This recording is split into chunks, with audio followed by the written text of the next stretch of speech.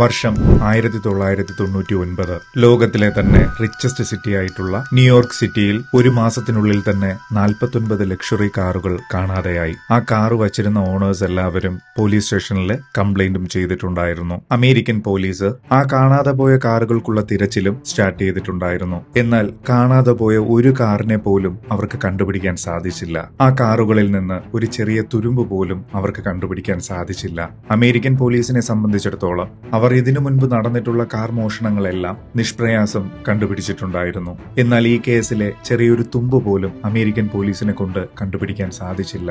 So ഇത്രയധികം സ്കില്ലോടുകൂടി ആരാണ് ഈ കാറുകൾ മോഷ്ടിച്ചത്, എന്തിനാണ് ഇത്രയധികം ലക്ഷറി കാറുകൾ മോഷ്ടിച്ചത്, അങ്ങനെയുള്ള കംപ്ലീറ്റ് ഡീറ്റെയിൽസ് നമുക്ക് ഈ വീഡിയോയിലൂടെ നോക്കാം. ന്യൂയോർക്ക് എന്നത് ലോകത്തിലെ തന്നെ റിച്ചസ്റ്റ് സിറ്റി എന്ന് നമുക്കെല്ലാവർക്കും അറിയാം. അതുകൊണ്ട് തന്നെ അവിടെ വളരെയധികം കോടീശ്വരന്മാരും താമസിക്കുന്നുണ്ട്. അതുകൊണ്ട് തന്നെ അവർ വളരെയധികം ലക്ഷറി കാറുകൾ വാങ്ങിയിരുന്നു.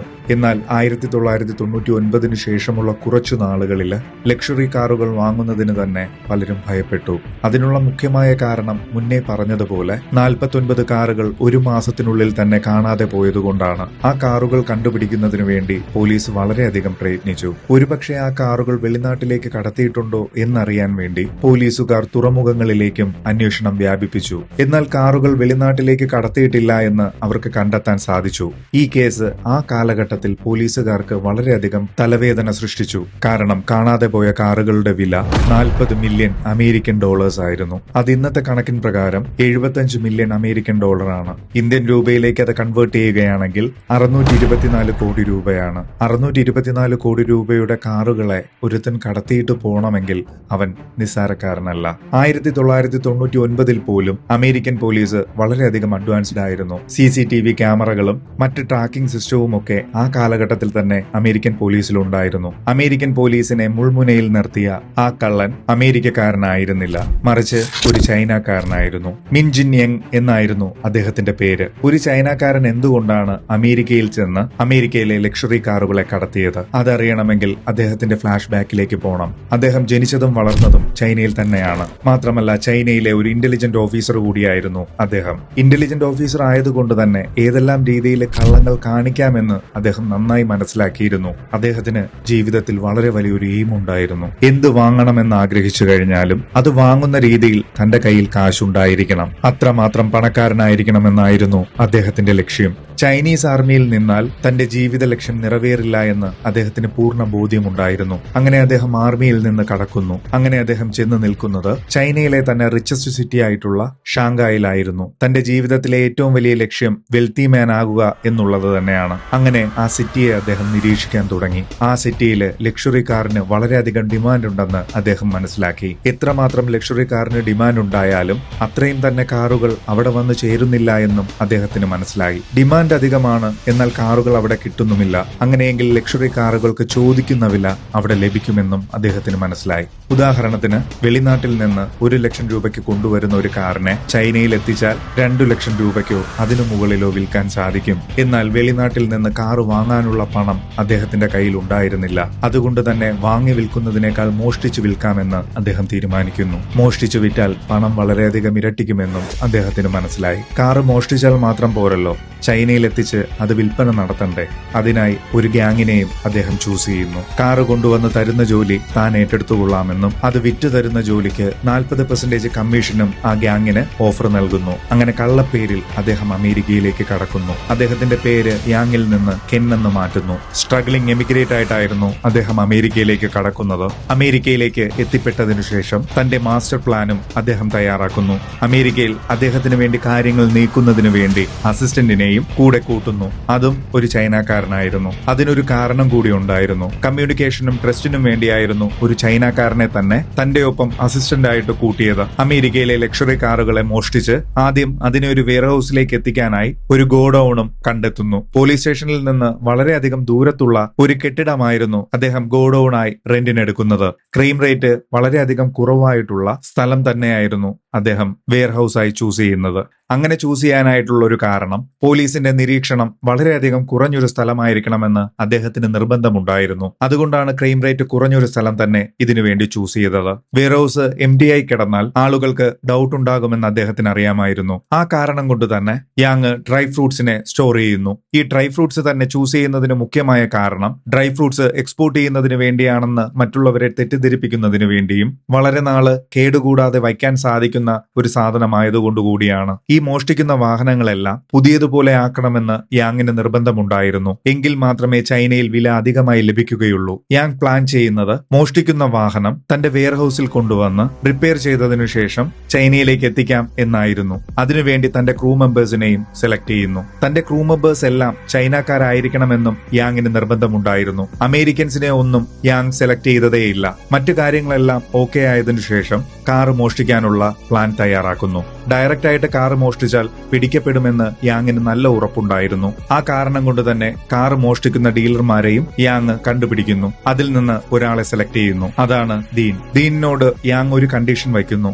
ഡയറക്റ്റ് ആയിട്ട് ദീൻ കാർ മോഷ്ടിക്കാൻ പാടില്ല. മോഷ്ടിക്കാനായി മറ്റൊരു ഗ്യാങ്ങിനെ കൂട്ടുക. അങ്ങനെ പറയാനുള്ള ഒരു മുഖ്യമായ കാരണം അങ്ങനെ ചെയ്യുമ്പോൾ പോലീസ് പിടിക്കുകയാണെങ്കിൽ യാങ്ങിലേക്ക് എത്താൻ പോലീസിന് 2 കടമ്പ കടക്കേണ്ടതായി വരും. ആ സമയം കൊണ്ട് യാങ്ങിന് രക്ഷപ്പെടാനും സാധിക്കും. മറിയോ ലോബ്സിന്റെ ഗ്യാങ്ങിനെയാണ് ദീനിന്റെ കീഴിലുള്ള ഗ്യാങ് ലീഡറായി നിയമിക്കുന്നത്. അതായത് യാങ് പണം കൊടുക്കുന്നത് ദീനിന്, ദീൻ മറിയോ ലൂപ്സിനെ വെച്ച് മോഷ്ടിക്കുന്നു. മോഷ്ടിക്കപ്പെടുന്ന കാറുകളെ ഡയറക്റ്റ് ആയിട്ട് യാങ്ങിന്റെ ഗോഡൌണിലേക്ക് കൊണ്ടുപോകില്ലായിരുന്നു. ആദ്യം മോഷ്ടിക്കപ്പെടുന്ന കാറുകളെ മറ്റൊരു സ്ഥലത്തേക്ക് കൊണ്ടെത്തിക്കുന്നു. ശേഷം യാങ്ങിന്റെ ഗോഡൌണിലേക്ക് എത്തുന്നു. യാങ്ങിന്റെ ഗോഡൌണിൽ വെച്ച് അവയെ മോഡിഫൈ ചെയ്ത് പോർട്ടിലേക്ക് കൊണ്ടുപോകും. അവിടെയും യാങ് തന്റേതായ നിയമങ്ങൾ വച്ചിരുന്നു. ന്യൂയോർക്ക് സിറ്റിക്ക് അടുത്തുള്ള പോർട്ടുകളിലൊന്നും കാറുകളെ എത്തിച്ചിരുന്നില്ല. ട്രക്കുകൾ വഴി റെയിൽവേ സ്റ്റേഷനിലേക്ക് എത്തിച്ച് കാലിഫോർണിയയിലേക്ക് ട്രെയിൻ മാർഗം കടത്തി അതുവഴി ചൈനയിലേക്ക് എത്തിക്കാമെന്നായിരുന്നു തീരുമാനിച്ചിരുന്നത്. കാലിഫോർണിയ എന്നത് ന്യൂയോർക്കിൽ നിന്ന് വളരെയധികം ഡിസ്റ്റൻസ് ഉള്ള ഒരു സ്ഥലമായിരുന്നു. ആ കാരണം കൊണ്ട് തന്നെ ന്യൂയോർക്ക് സിറ്റിയിൽ മാത്രം തിരയുന്ന പോലീസിന് തന്നിലേക്ക് എത്തിപ്പെടാനുള്ള സാധ്യതയും കുറവായിരിക്കും. യാങ് കാലിഫോർണിയ തന്നെ ചൂസ് ചെയ്യാനുള്ള മറ്റൊരു കാരണം കാലിഫോർണിയയിൽ നിന്ന് ചൈനയിലേക്ക് റീച്ച് ആകുന്ന ഡിസ്റ്റൻസ് വളരെ കുറവായിരുന്നു മറ്റു പോർട്ടുകളെ അപേക്ഷിച്ച്. അങ്ങനെ യാങ്ങിന് അമേരിക്കയിൽ നിന്ന് ചൈനയിലേക്ക് കാറു കടത്താൻ സാധിച്ചു. ചൈനയിലേക്ക് കാറ് വിറ്റ പണമൊന്നും അമേരിക്കയിലെ തന്റെ ബാങ്ക് അക്കൗണ്ട് വഴി ആയിരുന്നില്ല യാങ് സ്വീകരിച്ചിരുന്നത്, മറിച്ച് ചൈനയിലെ തന്നെ തന്റെ ബാങ്ക് വഴിയായിരുന്നു. അതിനുള്ള മുഖ്യമായ കാരണം അമേരിക്കയിൽ വെച്ച് താൻ പിടിക്കപ്പെടുകയാണെങ്കിൽ തന്റെ അമേരിക്കയിലെ ബാങ്ക് അക്കൗണ്ട് ഫ്രീസ് ആകാനുള്ള സാധ്യതയുണ്ട്. ആ കാരണം കൊണ്ടാണ് യാങ് ചൈനയിലെ ബാങ്ക് അക്കൗണ്ട് വഴി പണം സ്വീകരിച്ചിരുന്നത്. ചൈനയിൽ ലക്ഷറി കാറിന് വേണ്ട ഡിമാൻഡും കൂടിക്കൂടി വന്നു. യാങ്ങിനും ലക്ഷറി കാറിന് വേണ്ട ഓർഡറുകൾ വന്നുകൊണ്ടേയിരുന്നു. ഓരോ കാറായിട്ട് മോഷ്ടിക്കുന്നതിനേക്കാൾ എന്തുകൊണ്ട് ഒരു സ്ഥലത്ത് നിന്ന് ഒരുപാട് കാറുകൾ മോഷ്ടിച്ചുകൂടാ എന്ന് യാങ്ങിന് തോന്നി തുടങ്ങി. അങ്ങനെ ഷോറൂം ടാർഗറ്റ് ചെയ്ത് മോഷണം സ്റ്റാർട്ട് ചെയ്തു. കൃത്യമായ സമയം പ്ലാൻ ചെയ്ത് രാത്രി മുന്നേ തനിക്ക് കാറ് മോഷ്ടിച്ച് തന്നവരെയെല്ലാം ചേർത്തുകൊണ്ട് ഒരു ഷോറൂമിലേക്ക് കടന്ന് അവിടെയുള്ള കാറുകളെ എല്ലാം മോഷ്ടിച്ച് ഓരോരുത്തരായി ഓരോ ഭാഗത്തേക്ക് യാത്ര തിരിച്ചു. ഒരു സ്ഥലത്തേക്ക് തന്നെ ഒരുപാട് ലക്ഷറി കാറുകൾ കടന്നു പോകുമ്പോൾ ആളുകൾക്ക് ഡൗട്ട് ഉണ്ടാകുമെന്നുള്ളതുകൊണ്ടാണ് ഓരോ ഭാഗത്തേക്ക് യാത്ര ചെയ്യാനായി യാങ് നിർദ്ദേശം നൽകിയത്. എന്നാൽ അതിലൊരു കാറ് ആക്സിഡന്റിൽ പെടുകയുണ്ടായി. ആ വാഹനം ഓടിച്ച ഡ്രൈവറിനെ പോലീസ് പിടിക്കുകയും ചെയ്തു. അതുവഴി ദീനിലേക്ക് വരെ എത്തുകയുണ്ടായി. എന്നാൽ ദീൻ ആർക്ക് വേണ്ടിയാണ് വർക്ക് ചെയ്യുന്നത് എന്നുള്ള കാര്യം ആ ഡ്രൈവറായ കള്ളൻ അറിയില്ലായിരുന്നു. ദീനിന്റെ നീക്കങ്ങൾ നിരീക്ഷിക്കാൻ വേണ്ടി 2 ഡിറ്റക്ടീവ്സിനെ അമേരിക്കൻ പോലീസ് നിയമിക്കുന്നു. ദീൻ നിരന്തരം ഒരു വെയർഹൌസിലേക്ക് യാത്ര ചെയ്യുന്നതിനെ പറ്റി ആ ഡിറ്റക്ടീവ്സ് കണ്ടെത്തുകയുണ്ടായി. വെയർഹൌസിന് ചുറ്റും ഡിറ്റക്ടീവ്സ് നിരീക്ഷണം ശക്തമാക്കി. എന്നാൽ ഡിറ്റക്ടീവ്സിന്റെ ആക്ടിവിറ്റി നിരീക്ഷിക്കാനായി യാങ് തന്റെ അസിസ്റ്റന്റിനെ ചുമതലപ്പെടുത്തിയിരുന്നു.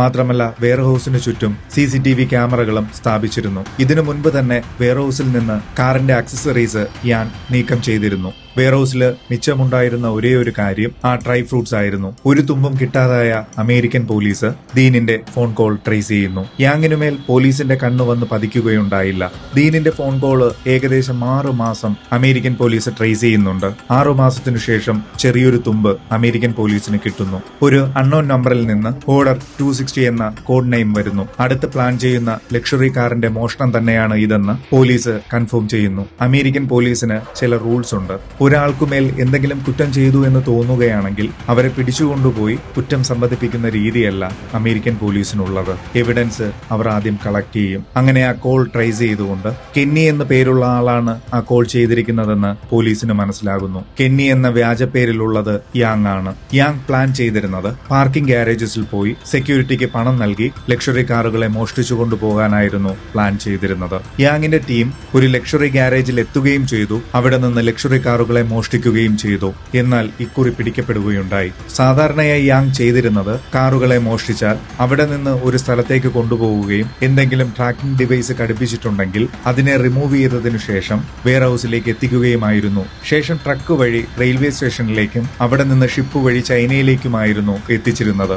എന്നാൽ കഴിഞ്ഞ 6 മാസമായി മോഷണങ്ങളൊന്നും നടക്കാത്തതുകൊണ്ട് തന്നെ ചൈനയിലെ ലക്ഷറി കാറിന് ഡിമാൻഡ് വളരെയധികം ഉയർന്നു. ഈ കാരണം കൊണ്ട് തന്നെ തന്റെ പുതിയ വെയർ ഹൌസിലേക്ക് വാഹനങ്ങളെ എത്തിക്കാൻ യാങ് നിർദ്ദേശം നൽകി. ഇതാണ് പിടിക്കപ്പെടാനുള്ള കാരണമായി മാറിയത്. മോഷ്ടിക്കപ്പെട്ട വാഹനങ്ങളിൽ ഒന്നിൽ ട്രാക്കർ ഘടിപ്പിച്ചിരുന്നു. അതുവഴി യാങ്ങിന്റെ പുതിയ വെയർ ഹൌസ് കണ്ടുപിടിക്കുകയും യാങ്ങിലേക്ക് ഡയറക്റ്റ് ആയിട്ട് പോലീസ് എത്തുകയും ചെയ്തു. പോലീസ് കടുത്ത കുറ്റം തന്നെ യാങ്ങിന് മേൽ ആരോപിക്കുകയും കോർട്ടിൽ കൊണ്ടു നിർത്തുകയും ചെയ്തു. എന്നാൽ കോർട്ട് നൽകിയ ശിക്ഷ ഡയറക്റ്റ് ആയിട്ട് യാങ് ഒരു കുറ്റവും ചെയ്യാത്തതുകൊണ്ട് 10 വർഷത്തെ കഠിന തടവിന് വിധിച്ചു. യാങ് വിറ്റ ലക്ഷറി കാറുകളുടെ കോടിക്കണക്കിനുള്ള തുക ചൈനയിലെ ബാങ്കിൽ സുരക്ഷിതമായി തന്നെ ഉണ്ടായിരുന്നു. 10 വർഷത്തെ ശിക്ഷ അനുഭവിച്ച് പുറത്തു വന്ന യാങ് ചൈനയിലേക്ക് പോയി ലക്ഷറിയായി ജീവിച്ചു എന്നാണ് പറയപ്പെടുന്നത്.